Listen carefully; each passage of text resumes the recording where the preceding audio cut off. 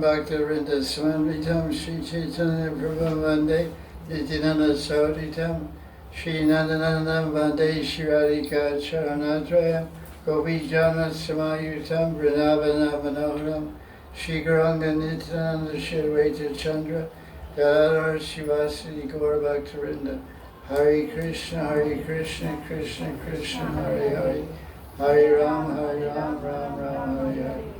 This is Sunday Satsang, September 28th, September 28, 2025. We're discussing Bhakti Sandarbha, translated, of course, it's by Jiva Goswami Pad, but it's translated and commented by Sri Satyanarayan Das Babaji Maharaj, who is a famous Acharya and Gaudiya Vaishnava guru from Vrindavan, from a place called Jiva Institute. So he did a very wonderful job of seva, of translating and producing these Sandarbhas.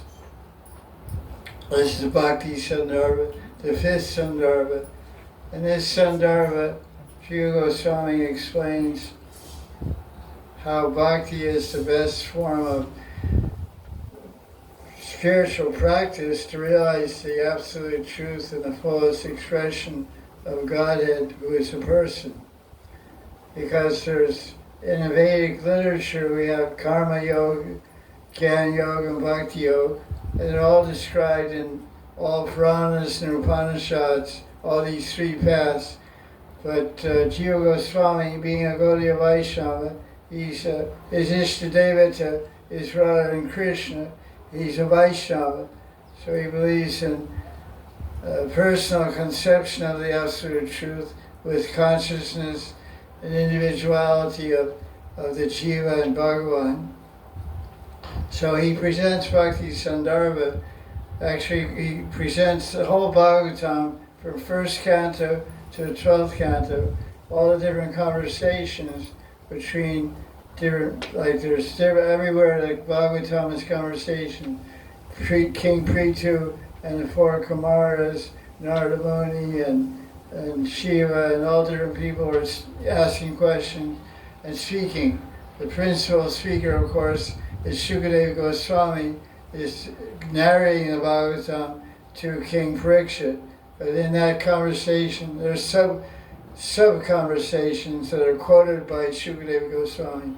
And the major sub-thread that's going through the whole Bhagavatam is an ongoing conversation between Suta Goswami, who is the guru, and Shonaka Rishi, who's representing a collection of 1,000 rishis who gathered at the Misharanya to ask 6 questions to Suta Goswami.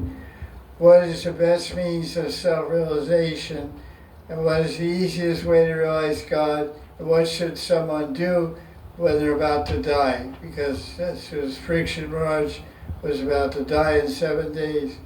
So then Suta Goswami answered that, and then Shukadeva Goswami heard that, and he spoke it later to Parikshit, who was about to die in 7 days. So that's where we are. So now we're on what is called section, which Jiva Goswami calls Anushade number 48.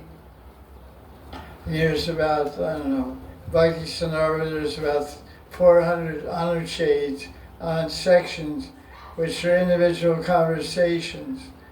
It's kind of, he keeps repeating the same theme, but from different angles.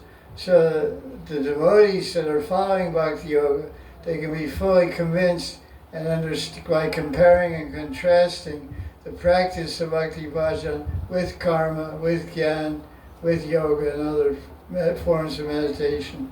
And because you can, if you are convinced that you have the best path and the best goal and the best objective, and it's the easiest and most fulfilling, then it gives you a lot of encouragement and enthusiasm and energy to practice Bhakti Bhajan and attain the perfection that it promises.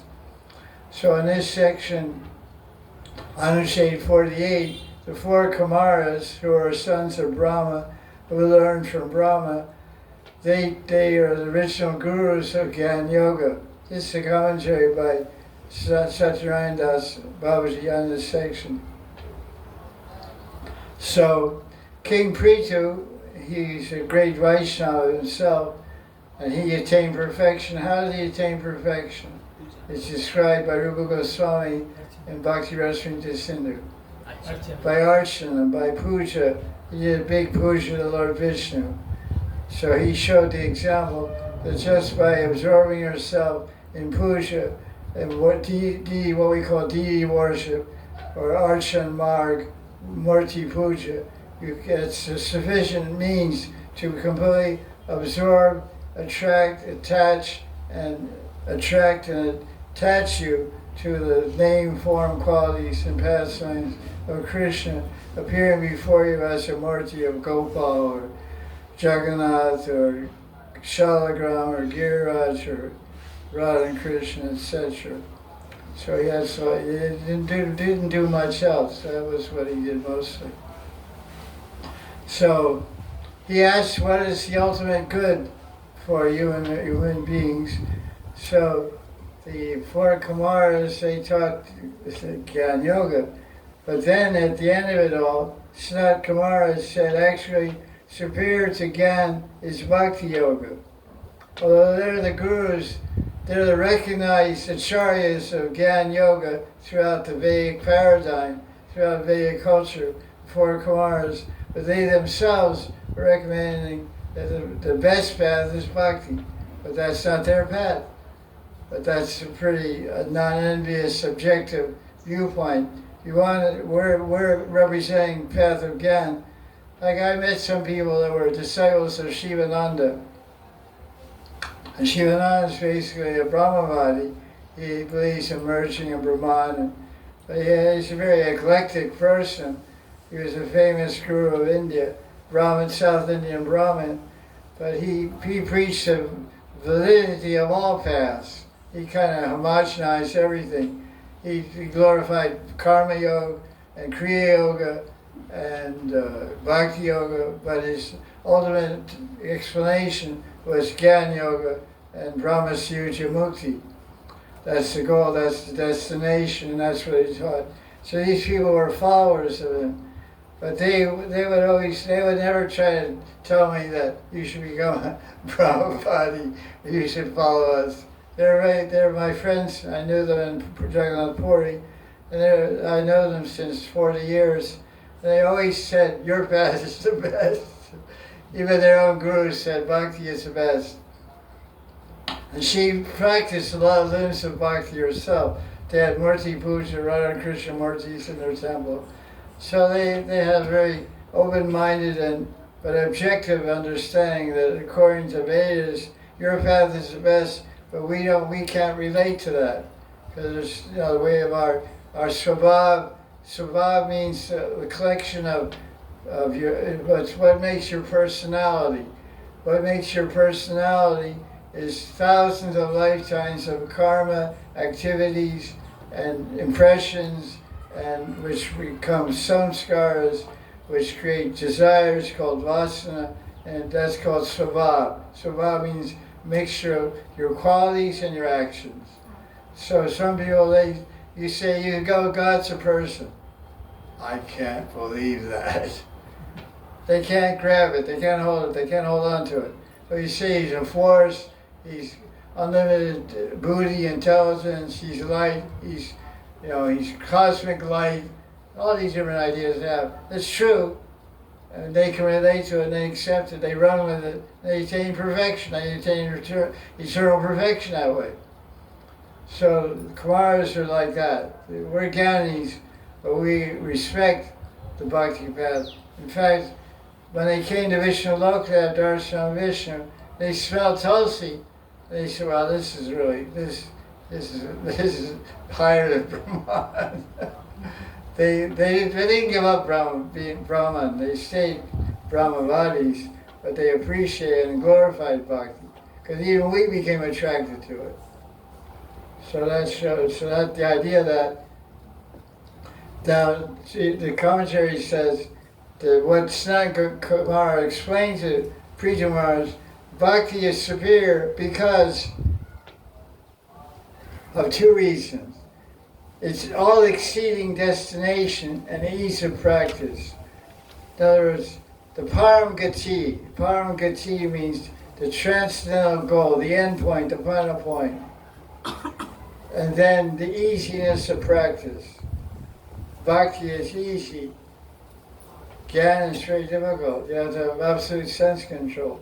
You don't have to have sense control in Bhakti. You have to have heart control. Heart control means your heart doesn't have envy. Your heart doesn't have greed and lust, all these things. So Bhakti isn't on the external so much. It's all on the position of that's why Bhakti means heart yoga. So the always emphasis on Bhakti is attitude, outlook, mentality, sadhana, behavior. Lord Caitanya says in Caitanya Charitamrita that behavior is the sarabhushana, it's the ornament of the Vaishnava. It's what makes him or her beautiful. She has diamonds and gold and emeralds and rubies of behavior, respect and tolerance and simplicity and humility and all saintly qualities. So, and it's very easy to practice. But Gyan Yoga is very difficult. That was what was the problem when the great Gyan Yogi was Prakashananda Saraswati in Benares. Mahaprabhu met him and he told Mahaprabhu, Chaitanya Mahaprabhu, he said, "You're a handsome guy. You're 24 years old. You're 7 feet tall. You're a icon. You're a legend." You know, all these kind of terms they have nowadays. You're a superstar. You know, even today in India, you don't find too many 7 foot tall guys. You find they're from Russia. These guys are big, though, Russian guys. Or from Africa. But from Bengal? Bengalis are short. Even now and then also. So here comes this Bengali Brahmin, 7 feet tall, handsome figure, lotus eyes, glowing skin, beautiful teeth and smile. I mean, he cut his hair, but he didn't cut his teeth. He didn't cut his smile. You imagine a smile of Gauranga Mahaprabhu. Ladies go crazy. Men go crazy. Tigers go crazy. Deer go crazy. Elephants go crazy. Because he's all attracted Bhagavan. So Prakashananda said, "Listen, you should sit down and study Mahavakya. Tattvamasi, Sarvakavidam Brahma, Ham Brahmasmi, Soham." Where's all this Hare Krishna, Hare Ram stuff? You're jumping around on the sidewalks of Benares with a bunch of rickshaw from Bihar. This is not the way. You have to sit down and meditate, sit in Padmasana and meditate on these 4 Mahavakyas of the Vedanta Sutra. And Mahaprabhu said, "I don't have time for that." And then Prakashananda Saraswati said, "Can you tell me what Soham means?" Sa-aham. Sa-aham. Sa-aham means I, and Sa means him. So Lord Chaitanya explained to Prakashananda Saraswati, means I belong to him. Means Radharani belongs to Krishna. Saham. Saha. So Saha. Ham becomes Soham. You're supposed to do pranayama and meditate on Soham. I am that. They translate Soham means he or that. I am that. I am Brahman. I am Narayan. I am Brahman. Ham Brahmasmi. That's direct. Ham Brahmasmi. So Lord Chaitanya couldn't convince Prakashananda Saraswati. Because Lord Chaitanya had a special quality. He had the compassion and beauty of Radharani. That's Krishna, of course. He had the Bhav, and Kanti means the beauty. Kanti is a word that means golden, effulgent, it means beautiful. Because look how crazy people are about gold. Everybody wants to be connected with gold. Gold ring, gold. Look at this guy. Let's show you a gold ring. He's a brahmachari, but he's so attached to that gold ring. Yellow sapphire on Jupiter's finger. He's a Brahmin by birth, so he's got all rights to that. So everybody likes that color. So I mean, Kanti means beauty. So Prakashananda Saraswati couldn't take his eyes off of Gauranga. He was like, this guy is so beautiful. There's something beyond this bald head, you know. So he thought he was quite junior to Prakashananda Saraswati. So he said, you should stay in Benares, I'll teach you correctly.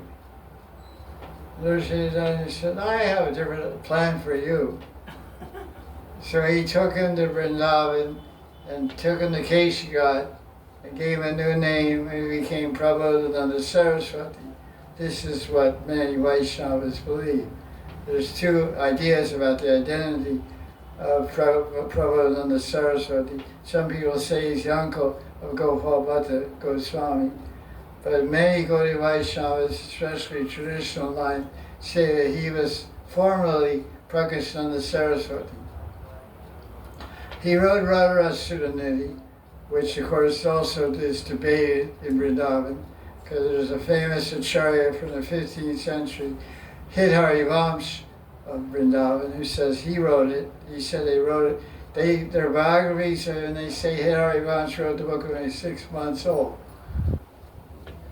But interesting thing in this book, Radharasa Sudhanidhi, which is the glories of Radharani, often the verses talk about Jyoti.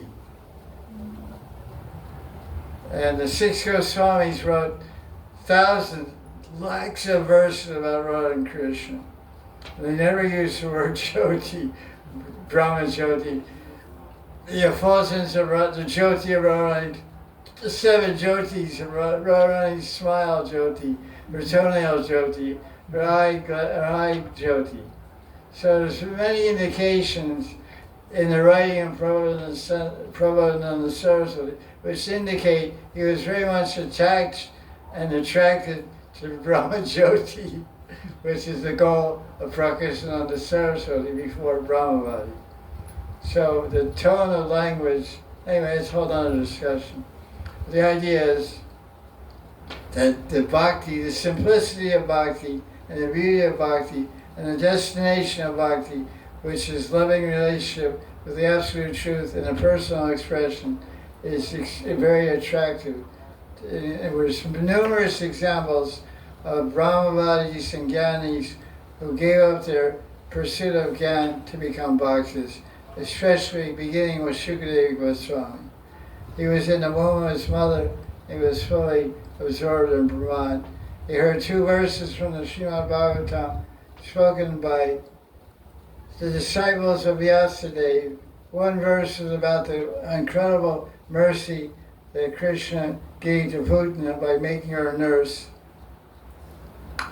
Now, that verse is from the 3rd canto, Bhagavatam. I think Uddhava speaks that verse, saying how Bhakti Kala Ahobakiyam stana Kala, whatever. Uddhava is speaking to Maitreya Muni, and he's saying, how amazing is Krishna. So this verse was spoken, and Shukadeva heard it in the forest. The other verse was from Venu Gita, where the gopis are glorifying the beauty of Krishna, Bharhavatam, Samasitam. It describes that Krishna's got a beautiful turban, yellow dhoti, peacock feather in his hair. He looks like a dancer. So by hearing the attraction and beauty described of Krishna and the compassion and mercy shown to Putana, Sri Goswami said, wow, this Krishna, forget about the Brahmajyoti now. So he came back to his father's ashram and sat down and heard the whole Bhagavatam directly from Vyasadeva, which he later spoke to Parikshit. So he's a primary example of how a total renunciate Brahmavadi got attracted to the beauty of bhakti. There's another point in the commentary.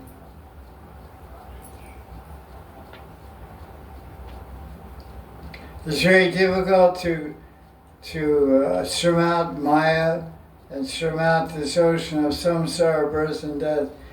But a devotee can easily cross over the material samsara sagar, ocean of material existence, by taking shelter of the boat of Krishna's feet. Because the devotee's senses are absorbed in seva, and because the bliss that's implicit in such seva, the devotee doesn't become disturbed by senses or sense objects. It's just a different situation here, because when you're doing gyan yoga, you're only working with your mind and intelligence. The mind and intelligence are made of prakriti, material energy. So all you get is the power of prakriti. But when you're doing seva to Bhagavan with the same mind and intelligence, that seva is being inspired by bhakti, by devotion, which is a spiritual energy. It's a Swarup Shakti of Krishna. It's not the Bahiranga Shakti.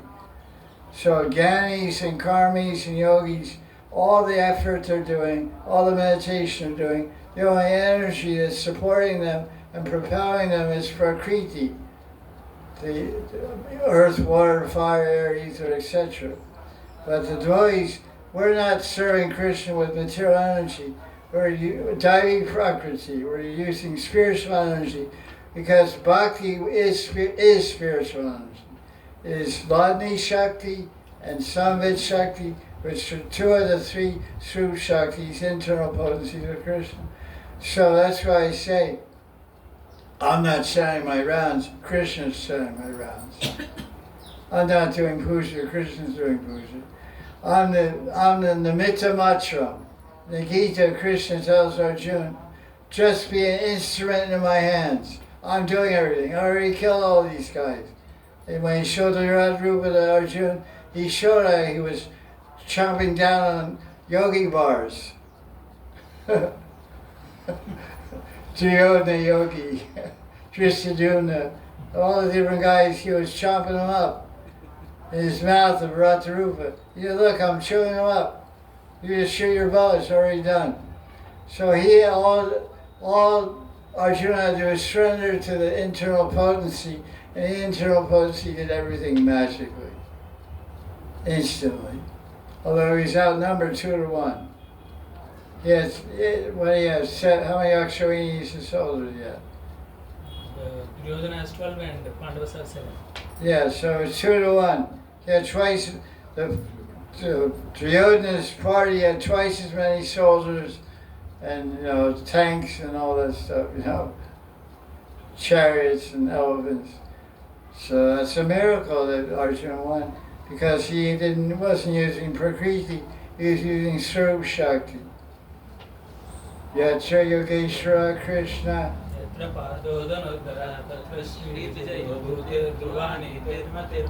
Sanjay speaks in Gita, 18 chapters, 78th verse.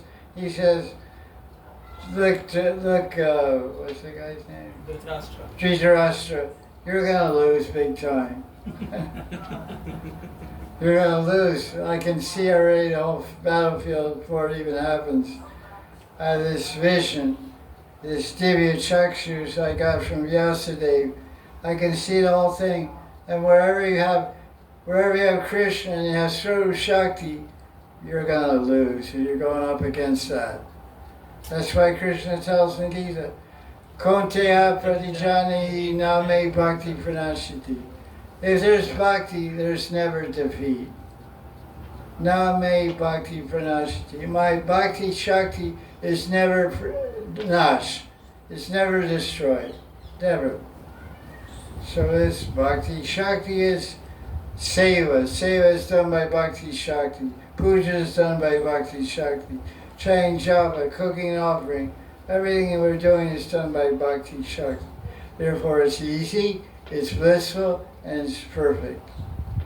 So that's the point that's being made in the discussion with Sanat Kumara to King Prithu. The Gyanis have no such comparison, have no object to fix the mind on. That's why they do Murti Puja and things like that, to give it a sense of something to fix the mind on. If a Jnani comes in contact with the object of senses, the residual impressions of past material enjoyment can be activated once again. Residual impressions of past material enjoyments is a fancy and very clear and exact way to describe samskaras. Samskaras. They're impressions in your subconscious mind. It's called chitta, Chitta. There's conscious mind and unconscious mind. The dream world, the stored karmas, Sanchit karma and Kriyamana karma, the two divisions. Sanchit karma and Kriyamana karma, which are sometimes described as aparabdha, prabdha, kutam, bija. So it's all that whole best is in the subconscious mind. Bija, seed form, or desire, just a desire that hasn't come to seed, or a fruit form, all different forms waiting to fructify in this life, or next life, or next life. And Bhakti destroys all that. There's a verse in Brahma Samhita. Karmani nirdhati kintu cha bhakti bhajan. Bhakti bhajan. Shravanam kirtan vishnu smaran padasevanam. Doing bhakti is bhakti bhajan and destroys the karma, all the levels of karma. Gyan does not destroy samskaras. It gives a powerful mind, it makes the mind sattvic. Gyan, karma, and yoga, all they can do is bring you to sattva gun. They can't bring you to Vishuddha sattva unless you have some contact with bhakti. That's why you see every yoga group, every Gyani, they have some connection with bhakti. They do kirtan. Very big thing now. Go to Hardware Rishikesh, everyone's having kirtan melas. That's bhakti. They have Murti Puja. You go to Akhandanandan's ashram. He's a famous Mayavadi in Vrindavan. Akhandanandan, this big library, big ashram. He was big in Vrindavan. He was a big preacher of Brahma Suja Kaivalya Mukti in 1960, 70 to 80. And he has a Murti of Nritya Gopal, dancing Gopal in his ashram. They do puja with Gopal. It helps them meditate. The idea is that this is a form of Brahman. The Murti is a form of Brahman. You meditate on that Murti because the mind takes shape of an object. The mind can't take shape of nothing. The mind works on vastu. Vastu means substance. That's some substance for the mind to fix on. A mandala, pyramids inside of pyramids, circles inside of circles. Something, some form, a yantra, a mantra, a mandala. That's some form to fix the mind, otherwise the mind goes everywhere. So they use Murti and then chuck it. When they behind this Murti is light. Generally they have some light like that too. Yes. You go to the temple, there's Murti, there's a light also. They have some yellow light or some light there. So you meditate the form, but behind the form, the origin of the form is light. Anyway, we're not so much interested in Anyway, so it says here, the devotee's mind, however, is fully occupied. Are you guys busy? Seva keeps you busy. And so they don't have time. You get disturbed by sense objects. Like on the internet now, you go on the internet, there's thousands of suggestions how to sleep. And I laugh at all this stuff, you know. You know, take your fingers, rub your middle finger 20 times before you go to sleep. Every single day I know, he puts his head on the pillow, 1, 2, 3, and he's out. He falls asleep. I've never met a devotee who has insomnia, can't sleep. The only thing devotees complain about is they can't get up. Seriously, for Bungle, that's a big one. So, you know. It's so funny, look at all this stuff, you know. Some guy's pushing chamomile tea, you know. Take chamomile tea before you take it. Another guy's pushing Tai Chi finger rubbing, you know. Another guy says, you know, box your ears, you know. I scroll down, this is cracker, you know. I say, you guys are sorry, Krishna. Like when I sleep sometimes I meditate my mantras through just to fix my mind that way. I don't even see the whole thing for fall asleep. I see my hair and my eye color and I wake up and say, hey, wait, this is it. This is it. Mantras don't have gray hair. Anyway, so let's see what goes on. Okay, let's go on. This is honored shade number 49. And Preeti performed bhakti mixed with some gyan. That's one point. Because he had respect for Sanatana Kumar, who was his guru. So in this way, Preeti understood the true intention of the teachings as Bhakti Yoga. Although he had respect for Gyan Yoga and he practiced some principles of Gyan Yoga, he knew in his heart, because Preeti was like an avatar of Bhagavan basically, you know, Shakti Vesh avatar. He practiced Gyan Yoga, but he knew the goal was Bhakti. So that's why he's glorified. So Bhakti who attained perfection by puja, archana. Now he talks about 4th canto, chapter 24. It's a famous chapter of Bhagavatam. It's called Rudra Gita. It's the teachings of Rudra, means Shankar, Bhagavan Shiva, to the Prachetas. And that chapter is basically a glorification of Vishnu and Vishnu Nam and many different aspects of Vishnu, where Shiva is glorifying Vishnu as supreme.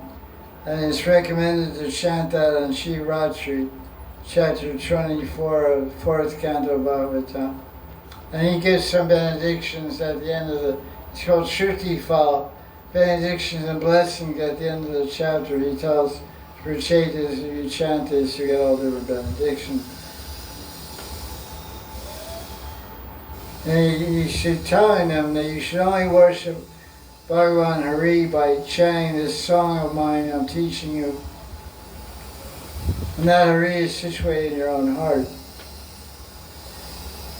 So even Shiva, who's a great yogi, he's Adi Yogi, he's called Adi Yogi. He's a great meditator and of course he's also a great Vaishnava. But he's also, because Shiva is a patron saint, he's a patron saint of yogis primarily. The yogis are Mayavadis primarily. But Shiva himself, he has a secret love. His secret love is Krishna. He had loves Krishna so much, he became a gopi. His name is Gopishwara. He's worshipped in Nidhi Vamshivat, and of course nearby in the Mandir, Gopishwara Mandir.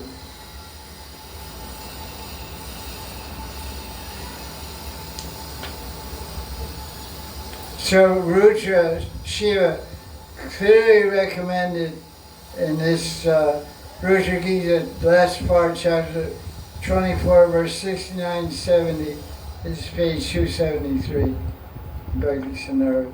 He clearly recommended to Prachetas they should do Bhakti Yoga, and they did. Now go to page 284. That's the next significant point we want to discuss.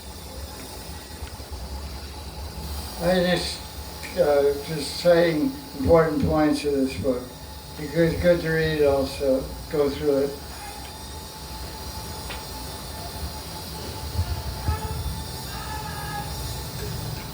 Of course, Narada Muni also preached the Prachetas, and that got him in a lot of trouble with Daksha. Prachetas are the sons of Daksha. Prachina Bhari, but somehow Daksha he preached it. Daksha's sons are different. Yeah. That's when Narada Muni got in trouble. Okay, that's different situation.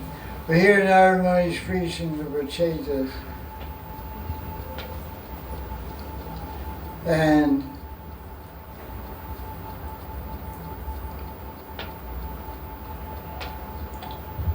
he said, this is the point that Narada Muni's making the Prachetas, because they brought up the question about the necessity to worship different devatas. Because in the Vedic culture, they worship Pancha Devata. Sri Upasana, Durga Upasana, Ganapati Upasana, Shiva Upasana, and Vishnu Upasana. So the devatas and Paradevata, of course, is Vishnu. But four of those are devatas of the material world. This thing went again. There's probably this wire here.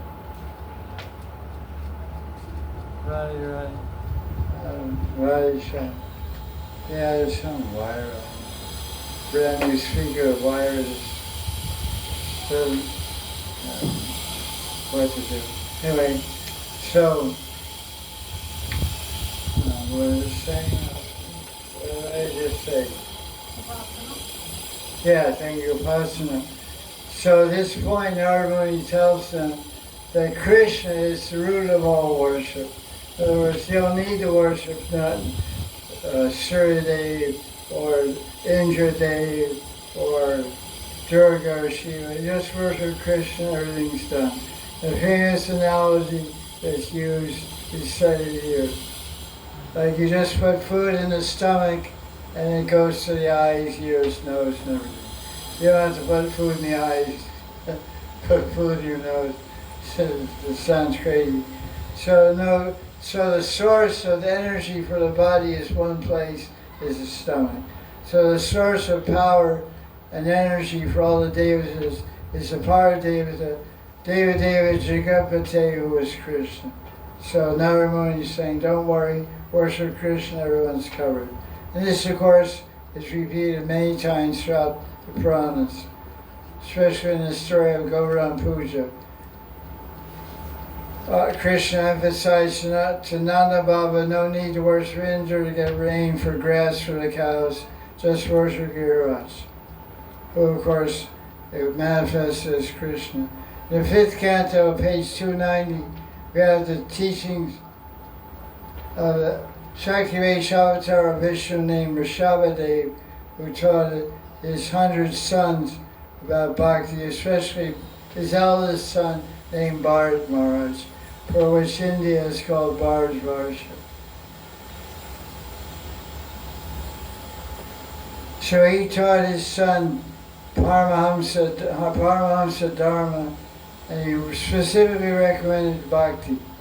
Rishabhadev recommended bhakti.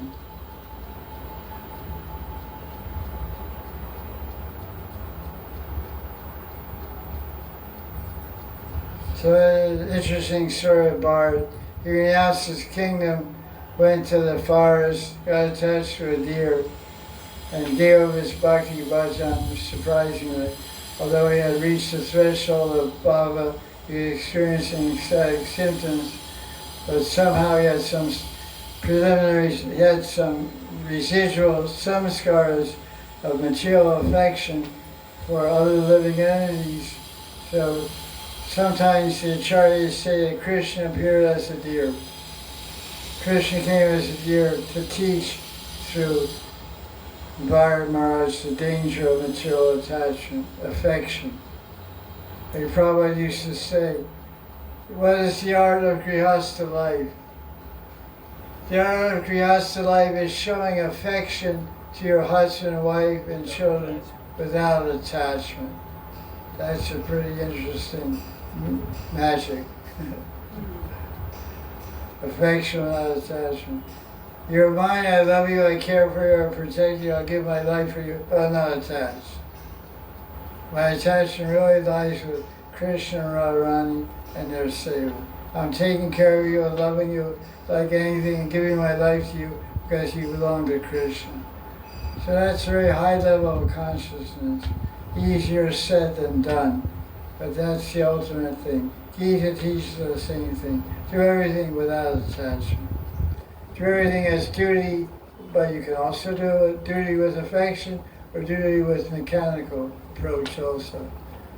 But better do it with affection, but not attachment. That's the trick. That's a very great art to learn.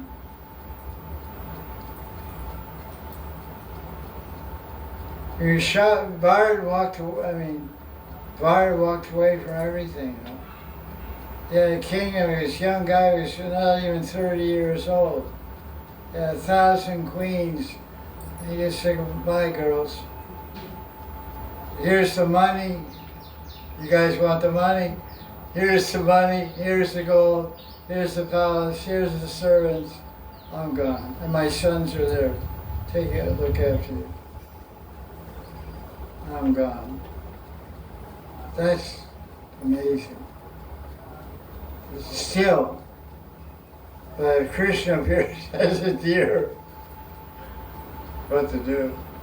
So don't tell me now Krishna has appeared as your son, as AK.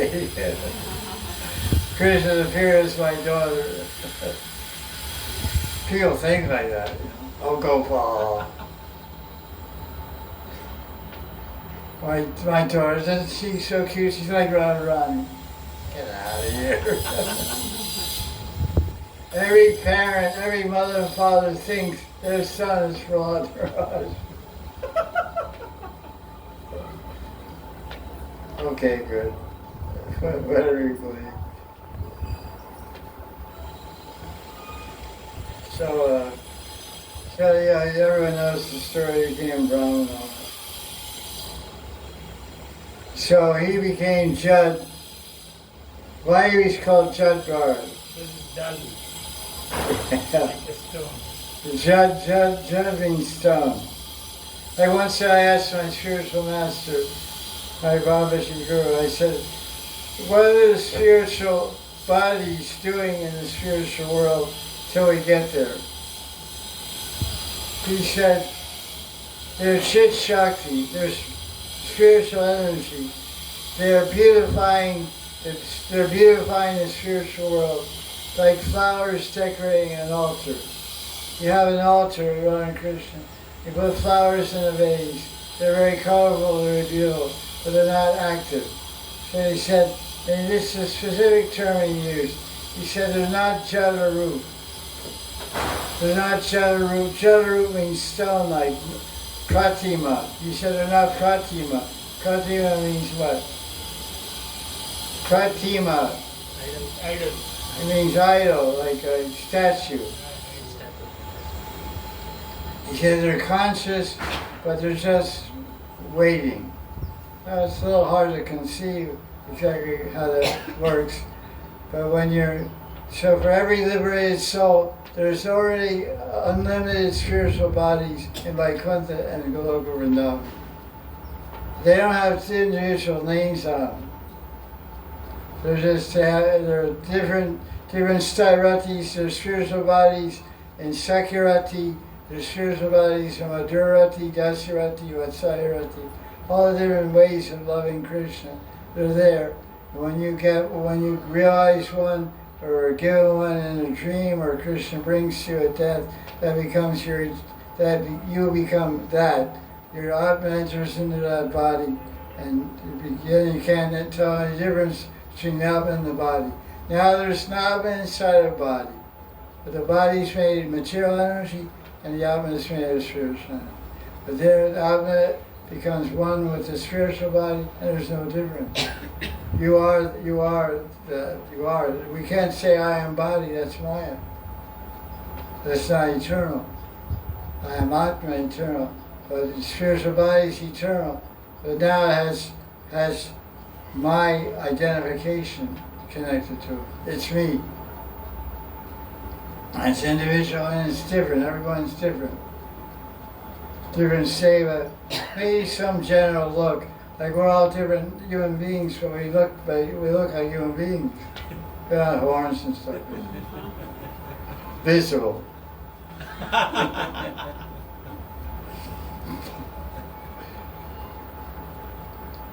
Okay, so what else? So it talks about the whole thing of Jet Bars and all that. Okay, so we'll continue there next week with Honor Shade 54. So today we did 48 through 53.